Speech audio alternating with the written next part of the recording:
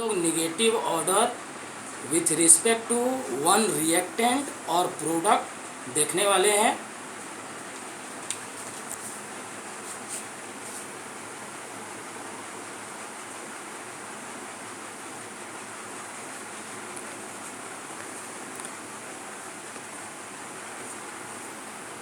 Negative order with respect to one reactant और product.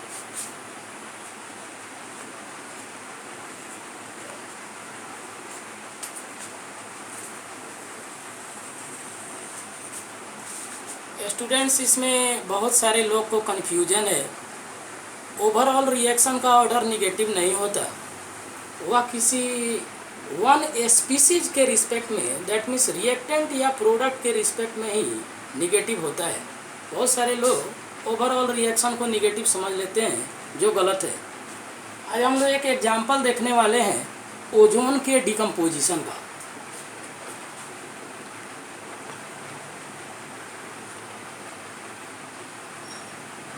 O3 टूट के O2 दे रहा है, यह ओवरऑल रिएक्शन है।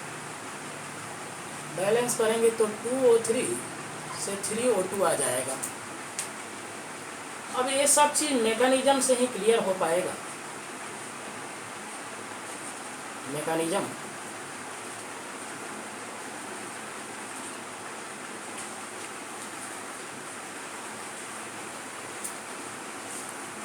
एट फर्स्ट O3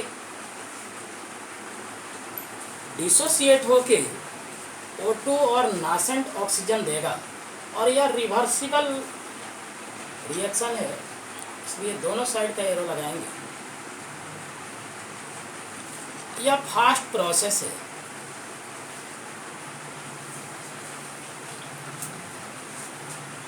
इसमें इक्विलिब्रियम प्रोसेस है यह, इसलिए इक्विलिब्रियम कांस्टेंट K मान लिए यहाँ। सेकेंड स्टेप में O3 पर नासेंट ऑक्सीजन अटैक करेगा और यह O2 में कन्वर्ट हो जाएगा। यह स्टेप स्लो स्टेप है। यहाँ रेट कांस्टेंट K यूज करेंगे। बैलेंस करना चाहें तो यहाँ 2O2 हो जाएगा। अब देखें, रेट इक्वेशन स्लो स्टेप के आधार पर ही लिखते हैं।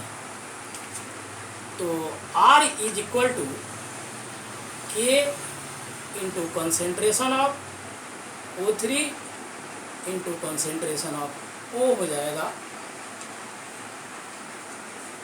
इसको इक्वेशन नंबर 1 मान लिया। स्टूडेंट्स, इंटरमीडिएट रेट इक्वेशन में इन्वॉल्व नहीं रहना चाहिए, इसलिए यहाँ से जो इंटरमीडिएट O है उसको एलिमिनेट करेंगे with the help of equilibrium constant. अब इक्विलिब्रियम कांस्टेंट जो है उसका वैल्यू निकालेंगे तो फर्स्ट स्टेप से इक्विलिब्रियम कांस्टेंट आ जाएगा K is equal to product के कंसेंट्रेशन का प्रोडक्ट अपॉन रिएक्टेंट का कंसेंट्रेशन। तो concentration of O2 into concentration of O upon क्या हो जाएगा, कंसेंट्रेशन ऑफ O3। अब यहाँ से हम लोग इंटरमीडिएट O के कंसेंट्रेशन को निकालेंगे। O इज इक्वल टू क्या हो जाएगा, K equilibrium into concentration of O3 और upon concentration of O2।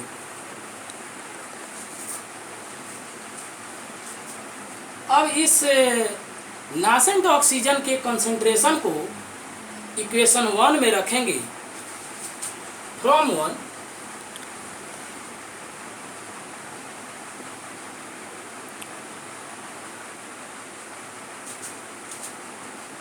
R is equal to K into concentration of O3 into concentration of O है, तो यहाँ कंसेंट्रेशन ऑफ O का वैल्यू पहले रख दे रहे हैं, K इंटू K इक्विलिब्रियम हो जाएगा इंटू कंसेंट्रेशन ऑफ O3 का स्क्वायर हो जाएगा और अपॉन कंसेंट्रेशन ऑफ O2 आ जाएगा। यहाँ से हम लोग R को कितना लिख सकते हैं, rate constant multiplied by equilibrium constant, कोई अदर कांस्टेंट देगा उसको K डैश मान ले रहे हैं, K dash into concentration of O3 का स्क्वायर और इंटू कंसेंट्रेशन ऑफ O2 का पावर -1 हो जाएगा। तो ऐसे रिएक्शन में ओवरऑल ऑर्डर ऑफ रिएक्शन 1 नहीं बोल सकते। ऐसे रिएक्शंस का प्रत्येक स्पीसीज के रिस्पेक्ट में अलग अलग ऑर्डर बोला जाता है। ऑर्डर ऑफ रिएक्शन या order with respect to O2, order with respect to O2 कितना आ गया, -1। ये ओवरऑल रिएक्शन का ऑर्डर तो यहाँ बोला भी नहीं जा सकता और ओवरऑल रिएक्शन का ऑर्डर नेगेटिव होता भी नहीं है। O2 के रिस्पेक्ट में -1 है, दैट मीन्स प्रोडक्ट के रिस्पेक्ट में ऑर्डर जो होगा वो -1 होगा। स्टूडेंट्स, हम लोग एक other example complex reactions NO plus O2 से NO2 के बनने का मेकानिज़म देखने वाले हैं। जो पिछले जो लेक्चर था उसमें हम बताए थे, जब मोलिकुलरिटी का लेक्चर हम वहाँ प्रोड्यूस कर रहे थे उस समय यह बताया गया था कि NCERT के अकॉर्डिंग वह एलिमेंट्री रिएक्शन मान के उसका मोलिकुलरिटी डिफाइन किया है। बट हाउएवर जो newly and widely accepted mechanism है उसके आधार पर उसको एलिमेंट्री रिएक्शन नहीं बोलते, उसका मैकेनिज्म जो है वह कॉम्प्लेक्स रिएक्शन जैसा है। थोड़ा उसको हम लोग देखते हैं जो वह कैसे कॉम्प्लेक्स रिएक्शन का मैकेनिज्म शो करता है।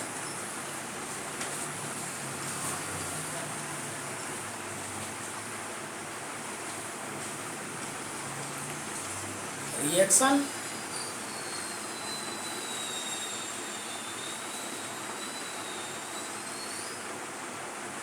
ऑफ नाइट्रोजन मोनोऑक्साइड और nitric oxide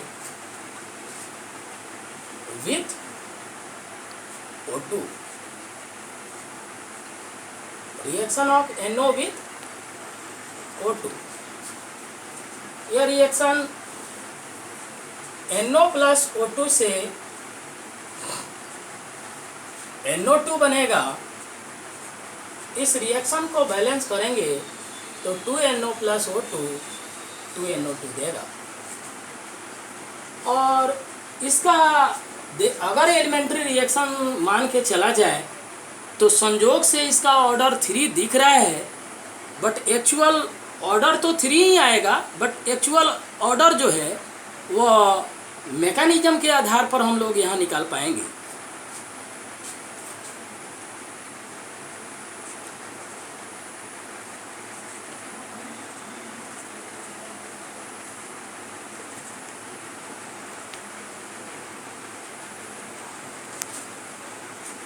at first step में 2NO आपस में कंबाइन करके N2O2 देगा और N2O2 जो है इक्विलिब्रियम है, इक्विलिब्रियम प्रोसेस है। N2O2 यहाँ इंटरमीडिएट होगा और यह फर्स्ट स्टेप है। इक्विलिब्रियम कांस्टेंट के इक्विलिब्रियम मान लिए। सेकेंड स्टेप में NO पर N2O2 अटैक करेगा और यह NO2 जनरेट करेगा।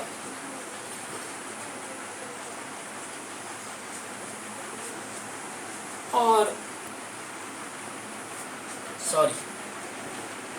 सेकेंड स्टेप में N2O2 O2 पर अटैक करेगा, N2O2 प्लस O2, और यह क्या बना देगा, NO2, और यह स्लो स्टेप है, और यहाँ रेट कांस्टेंट K मान लीजिए।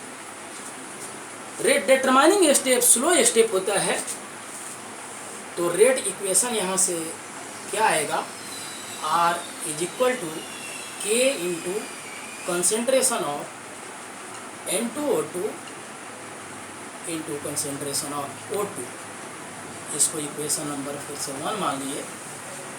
और यहाँ जो इंटरमीडिएट है N2O2, इसको एलिमिनेट करना होगा with the help of equilibrium constant. हम लोग यहाँ से N2O2 को एलिमिनेट करेंगे, तो K इक्विलिब्रियम कितना आ जाएगा, concentration of N2O2 upon concentration of NO का स्क्वायर होगा। अब N2O2 को निकालेंगे, N2O2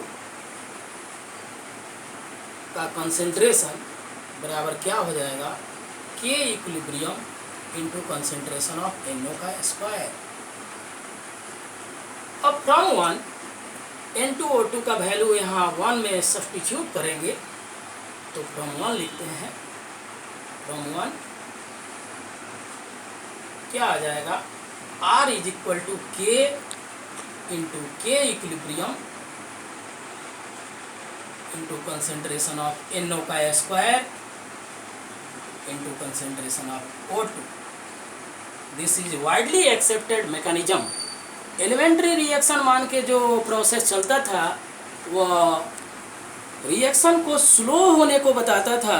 रिएक्शन थोड़ा इस बात से फास्ट हो जाता है, इसलिए वैज्ञानिकों ने नए मैकेनिज्म को एक्सेप्ट किया, तो हम लोग पुराने मैकेनिज्म को फॉलो नहीं कर सकते।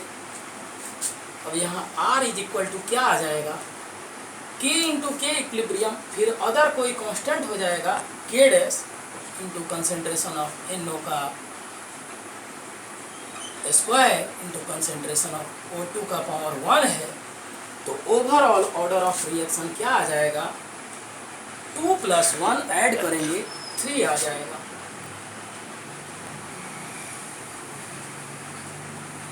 Order of reaction is equal to 2 plus 1 is equal to 3, that means यह थर्ड ऑर्डर का रिएक्शन है।